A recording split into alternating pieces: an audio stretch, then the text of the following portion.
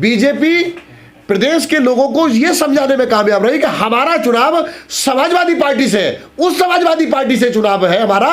अगर समाजवादी आ जाती है तो इस प्रदेश में अमन चैन नहीं होगा, गुंडई होगी, दंगे होंगे, ये समझाने में बीजेपी कामयाब रही। लोग समाजवादी पार्टी के भैंसे जो कमजोर पीड़ित तबके के लोग थे वो उन्होंने बीजेपी को मजबूरी में, महंगाई को ध्यान में छोड़ करके, जो कोविड की सारी समस्याओं को, दुख तकलीफों को झेलने के बावजूद भी समाजवादी के भविष्य में होने वाले आतंक से डर के मारे उन्होंने बीजेपी को वोट दिया। तो आप क्यों नहीं बता पाए कि हमारी भी पार्टी है, राष्ट्रीय पार्टी, हम भी चुनाव लड़ते हैं यूपी में? है साहब, बहुत सारे लोग आप लोगों की बात पे भरोसा करते हैं, मेरा मतलब है मीडिया की बात पे भरोसा करते हैं। जो लोग मीडिया की बात पे भरोसा करते हैं वो मीडिया के शिकंजे में आकर के उन्होंने बीजेपी और समाजवादी के चुनाव को मान करके वो दोनों तरफ चले गए। तो बीएसपी मानती है कि मीडिया भी एक कहीं ना कहीं माध्यम है, कुछ है मीडिया भी। देखिए, मीडिया माध्यम है।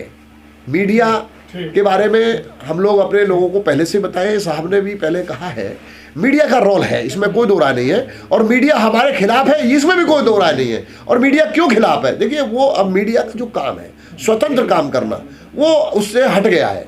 मीडिया के जो लोग हैं उनकी जिम्मेवारी है, चौथा स्तंभ कहा जाता है, कि देश में जो हालात हैं, जो जनता की जो समस्याएं हैं, सरकार को आईना दिखाए, सरकार की जो कमियां हैं लोगों के सामने रखे। ये मीडिया का काम है। लेकिन मीडिया आज मीडिया पूरी तरह से वो उसका भाजपा में विलय हो गया है। उसके कारण बहुत सारे हैं। जैसे अब जो देखिए, मानवर काशीराम साहब ने कहा, मैं नहीं कह रहा हूं कि जो भ्रष्टाचार है, जो कांग्रेस है, कांग्रेस के मुकाबले में भाजपा महाभ्रष्ट पार्टी है। उसका उदाहरण भी साहब काशीराम जी ने दिया है। ये क्या है कि जो काम कांग्रेस करती है उस काम को बीजेपी कई गुनी ताकत के साथ करती है। जैसे विरोधी पार्टियों पे ईडी का, सीबीआई का शिकंजा जो कांग्रेस करती थी, उससे सीख करके बीजेपी उसका इस्तेमाल बड़े पैमाने पर करती है। जैसे भ्रष्टाचार, जो 1991 में जब बीपी सरकार गई, चुनाव हुआ, तो पीवी नरसिंह राव जी की कांग्रेस की सरकार बनी। तो उनकी सरकार अल्पमत में थी। उन्होंने बहुमत में पाने के लिए उस समय जो मेंबर पार्लियामेंट है वो 40 लाख रुपए में एक मेंबर पार्लियामेंट को अरेंजमेंट किया, एक मेंबर पार्लियामेंट को 40 लाख में। और मैं जो कहना चाह रहा हूं, जो साहब ने कहा है, मैं नहीं कह रहा कि कांग्रेस भ्रष्ट पार्टी है, उसके मुकाबले बीजेपी महाभ्रष्ट पार्टी है। कैसे कि कांग्रेस 40 लाख में मेंबर पार्लियामेंट खरीदती है, जिसके क्षेत्र में 5 एमपी आते हैं। और बीजेपी उत्तर प्रदेश में 1998 में कल्याण सिंह की सरकार को बनाने के लिए क्या करती है, वो 1 करोड़ रुपए प्लस मिनिस्ट्री में एमएलए खरीदती है। तो भ्रष्ट कौन हुआ? भ्रष्ट कौन? यानी मेंबर पार्लियामेंट की कीमत 40 लाख और एक एमएलए की कीमत 1 करोड़ प्लस मिनिस्ट्री। अर्थात कांग्रेस के मुकाबले में बीजेपी महाभ्रष्ट है। जो कांग्रेस विरोधियों पर जो हथकंडे अपनाती थी, उसको हथकंडे को अपनाने में बीजेपी उससे ज्यादा आगे है। यह इसका सीधा सा उदाहरण है। आपने कहा मीडिया का विलय हो गया बीजेपी। हाँ, तो जो मीडिया को डरा के, धमका के जो कांग्रेस इस्तेमाल करती थी, कांग्रेस से तो सीखा बीजेपी ने। कांग्रेस 40 लाख में एमपी खरीदती है, बीजेपी 1 करोड़ में एमएलए खरीदती है। तो ये सारी चीजें कांग्रेस से ही खरीदी हैं। और कांग्रेस सांपनाथ, बीजेपी नागनाथ, ये बहुजन समाज पार्टी के संस्थापक मानवर कांशीराम साहब ने कहा है। और जो अन्य विरोधी दल हैं वो हरी घास के सांप हैं, वो इन दोनों से ज्यादा खतरनाक है, ये साहब ने कहा है। और ये जो सच है, मीडिया का विलय हो गया तो फिर केजरीवाल कैसे जीत जाते हैं? ये मत कहना कि वो भी बीजेपी की बी टीम है। ममता बनर्जी कैसे जीत जाती है? स्टालिन कैसे जीत जाते हैं? देखिए, हर प्रदेश की अपनी अपनी अलग अलग परिस्थिति है। किसी प्रदेश की तुलना किसी उससे नहीं कर सकते हैं। तो जो मीडिया है वो आपने देखा नहीं, अन्ना आंदोलन से लेकर के लगातार 24 घंटे मीडिया दिखाता था। वो केजरीवाल जी कौन है? अग्रवाल साहब। जो भारतीय जनता पार्टी है और जो अग्रवाल साहब है वो क्या अलग अलग है? उनके अपने विकल्प हैं, भविष्य को ध्यान में रखते हुए। देखिए, बीजेपी के लोगों ने ही तो आंदोलन चलाया वो भ्रष्टाचार के खिलाफ। उसी आंदोलन के निकले हुए नेता जनरल वीके सिंह आज भारत सरकार में मंत्री है या नहीं है? तो केजरीवाल जी, वीके सिंह जी और जो दिल्ली की कमिश्नर रही थी किरण बेदी जी, रामदेव जी, ये सारे लोग कौन है? ये सारे लोग बीजेपी के ही तो लोग हैं। तो बीएसपी को कुछ नहीं करना चाहिए, परिस्थिति ऐसी नहीं, बीएसपी को वो सब करना है जिससे ये लोग हटेंगे और बीएसपी सरकार में आएगी। उसे करने के लिए बीएसपी के पास बहुत तजुर्बे हैं, हार के तजुर्बे हैं, जीत के तजुर्बे हैं। बीएसपी के पास कोई ऐसा तजुर्बा नहीं है जिसका इस्तेमाल बीएसपी न करे। और इनको हटाने में केवल बीएसपी ही कामयाब होगी, कोई दूसरा आदमी इनको हटा नहीं सकता, मेरा दावा है। बीएसपी हटती चली जा रही है। बीएसपी कैसे हट जाएगी? उतार चढ़ाव आते रहे। देखिए अभी आपके सामने नहीं सर, उतार चढ़ाव नहीं, उतार आ रहा है। मैं ये कह रहा हूँ बीएसपी कमजोर हो गई, फिर गुड्डू जमाली क्यों वापस आ गए? ये तो आपके सामने है। गुड्डू जमाली क्यों वापस आए? क्योंकि उन्होंने इस बात को एडमिट किया तो कि वो कोई नेता था, वो तो मौका परस्त आदमी है। नहीं मौका परस्त नहीं, नहीं आपने पूरी हाँ। नहीं, गुड्डू जमाली को पूरा नहीं पढ़ा आपने। उन्होंने कहा बीजेपी मेरा घर है, मैं यहाँ पैदा हुआ हूँ, मेरी पॉलिटिक्स बीएसपी से शुरू हुई है। आप मौका परस्त नहीं कह सकते। उन्होंने कहा मुझसे कुछ गलती हुई, मैं जज्बात में आ गया, मेरे से गलती हुई।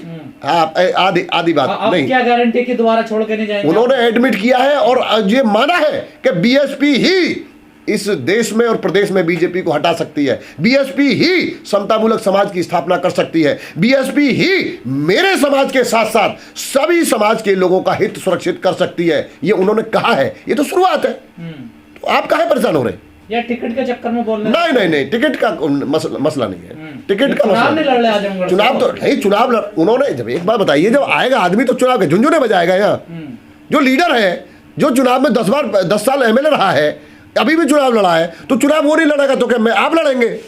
यही तो सवाल सर खड़ा होता है। कोई बाहर से हेलीकॉप्टर से आता है, उसको टिकट दे देते हैं बीएसपी वाले। नहीं हेलीकॉप्टर 10 साल से कार्यकर्ता मत दरी बिछा रहा, उसका कोई नाम ही नहीं। देखिए सीट की उपयुक्तता, सीट के समीकरण के हिसाब से टिकट दिया जाता है। ऐसा नहीं है कि हेलीकॉप्टर से कौन सा हेलीकॉप्टर वाला टिकट लेगा हमारे यहाँ? ये सब मीडिया वाले लोग बिना वजह का बीएसपी के खिलाफ माहौल बनाने में कामयाब रहे और अब आगे कामयाब नहीं होंगे। मैं ये भी कह रहा हूं। तो ये गुड्डू जमाली तो अभी विधायकी का चुनाव हारेंगे, तो क्या दिक्कत हो गई? उन्होंने ये आपने सुना नहीं? उन्होंने ये कहा कि मेरी पार्टी, मैं इस पार्टी में पैदा हुआ हूं, मैंने राजनीति बीएसपी से शुरू की है और मुझसे गलती हुई, मैं जज्बात में आ गया, मैं चला गया, लेकिन मेरी नेता ने मुझ पर फिर से भरोसा किया है, मैं नेता के नेतृत्व में फिर काम करने के लिए। ओवैसी नेता नहीं है? नहीं, उन्होंने कहा माना है? 2 महीने पहले तो मान रहे थे वो। ये भाई आप गजेंद्र भाई बार बार इसको घुमा फिरा रहे हो। उन्होंने ये तो कहा कि मैं जज्बात में आ गया था। 2 महीना पहले तो ओबीसी को अपना नेता बता रहे थे वो। उन्होंने ये भी तो कहा है कि भाई गजेंद्र जी के ये भी तो कहा है कि मैं जज्बात में आ गया था, मेरे से गलती हो गई, मैं चला गया, मैं अपने घर में वापस आ गया, मैं यहाँ पढ़ाऊँ, मेरी राजनीति यहाँ से शुरू हुई है। ये पूरी बात क्यों नहीं दिखाते मीडिया के लोग? आधी बात पे क्यों ताकत लगाते हैं? यानी कि जो बीएसपी के खिलाफ जाए उसको तो बात करेंगे और जो पूरी बात है उसको नहीं करेंगे। अभी जैसे मीडिया वाले क्या मुसलमान वोट देगा? मुसलमान वोट क्यों नहीं देगा? मुसलमान उसने तय कर लिया ना, अभी रिजल्ट आ गया। इससे ज्यादा ताकत के साथ मुस्लिम वोट नहीं दे सकता था। मुस्लिम ने देख लिया ना। या मैं ये कह रहा हूं उनका अनुभवी तो वापस आ रहा है कि भाई हमने जितनी ताकत लगा सकते थे, कांग्रेस का गठबंधन देख लिया, आरएलडी का गठबंधन देख लिया, चंद्रशेखर का गठबंधन देख लिया, मतलब कोई ऐसा गठबंधन था उनके साथ नहीं था, उन्होंने पूरी ताकत के साथ लगा लिया, रिजल्ट 0 रहा। ये उन्होंने अध्ययन करने के बाद ही तो वापस हो रहे हैं। वो सब ये तय कर लिए कि उनसे कुछ होने वाला नहीं है। केवल अगर वो ये मानते हैं अब केवल बीएसपी ही ऐसा विकल्प है जिससे फिरका परस्ती ताकतों को हटाया जा सकता है, ये तय कर लिया उन्होंने और ये लोग मान रहे हैं। और इसी का परिणाम भी है कि लोग धीरे धीरे अपनी बात को मजबूत करने के लिए वापस आ रहे हैं। उसका उदाहरण मैं आपके सामने गुड्डू जमाली बता रहा हूं। ऐसा है, समीक्षा तो बहन जी ने 27 तारीख से पहले एक मंडल को एक प्रत्याशी को बुला करके बात कर ली थी, मंडलवार। सबका फीडबैक, जो हमारे लोकसभा के सांसद हैं या विधान परिषद के लोग थे, जो जहाँ लगे थे, उन्होंने लगभग 27 तारीख से पूर्व में सभी कारणों पर ये गहनता से समीक्षा कर चुकी थी। 27 तक, 27 में जो बैठक बुलाई थी उसमें जो कारण पाए गए थे वो, और संगठन में जो जरूरी तब्दीली है, संगठन के प्रारूप है उस और आगे कैसे काम करना है, इन विषय पर वो बैठक हुई थी। और बैठक में जो काम लोगों को जो दिया गया उसके हिसाब से काम होगा और फिर से बहुजन समाज पार्टी वो बहुजन समाज पार्टी ही होगी। उस बैठक को लेकर भी तमाम तरीके के सवाल खड़े हो रहे हैं कि 5 घंटे सिर्फ बैठक चली, 1500 लोग बुलाए गए, क्या सबसे बात हो पाई, क्या सच्चाई सामने आ पाई, उसको लेकर भी सवाल खड़े हो। नहीं, 1500 लोगों से बात हो सकती है क्या? 1500 लोगों से बात हो सकती है क्या? वो बैठक कई दिन चल सकती थी, 2-4 दिन चल सकती है, और घंटे बढ़ सकती थी। हाँ, तो इसके लिए तो फिर 1-8 महीने का कार्यक्रम लगातार चलेगा। 1500 लोगों से बात कैसे हो सकती है? जिन लोगों से जरूरी जो बातचीत है, जैसे मान लीजिए मंडल हो गए, जिले हो गए, वहाँ का जो लोकल जो फीडबैक है, किस किस सीट का कैसे रहा, ये जांच तो 27 तक बहन जी ले चुकी हैं। उस दिन जो बैठक बुलाई गई है उसमें 2 बैठक हुई है। पहली जो बैठक हुई है 11 बजे, उसमें संगठन में काम कर रहे पदाधिकारियों को उनको बुलाया गया और उनको जो कारण जो अब तक जो आए हैं उन कारणों को बताते हुए आगे हमको कैसे काम करना है उन विषय को बताया गया है तो 2 घंटे चलेगी। तो कौन सी, अब 1500 लोगों से एक एक आदमी से बात करेंगे तो वो तो पॉसिबल नहीं है। हर आदमी ये चाहेगा। मेरी बात सुन ले, बहन जी ने कारणों को जानने का पूरा 27 तक पूरा काम किया है, उसके बाद उनके निवारण पे हम काम कर रहे हैं। तो क्या कमियां नजर आई थी? कमियां तो बहुत सारी, जो क्षेत्रवार है, जो चीज़ें हैं, वो सारी चीज़ें आप सबके सामने माननीय बहन जी ने उस दिन प्रेस नोट भी दिया है और 11 मार्च को भी अपनी बात कही है। तो कारण जो चुनाव का जो रहा है, जो आरएसएस, बीजेपी और विरोधी पार्टी, खासकर भाजपा जो ये चाहती थी कि चुनाव हिंदू मुस्लिम हो, और हिंदू मुस्लिम करने में बीजेपी कामयाब रही, और हिंदू मुस्लिम करने के कारण ही ये चुनाव का जो परिणाम रहा है वो रहा है। इसमें मैं बहुत स्पष्ट हिंदू मुस्लिम का हम जिक्र करते हैं बार बार, क्या पहली बार बीजेपी कामयाब हुई है हिंदू मुस्लिम? जब हिंदू मुस्लिम में कामयाब हुई है तब बीजेपी जीती है।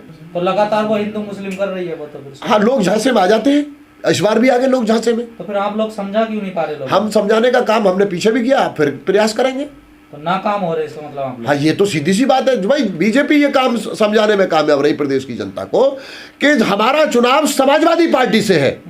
ये पैगाम है भारत के हर कंटेंट क्रिएटर के नाम।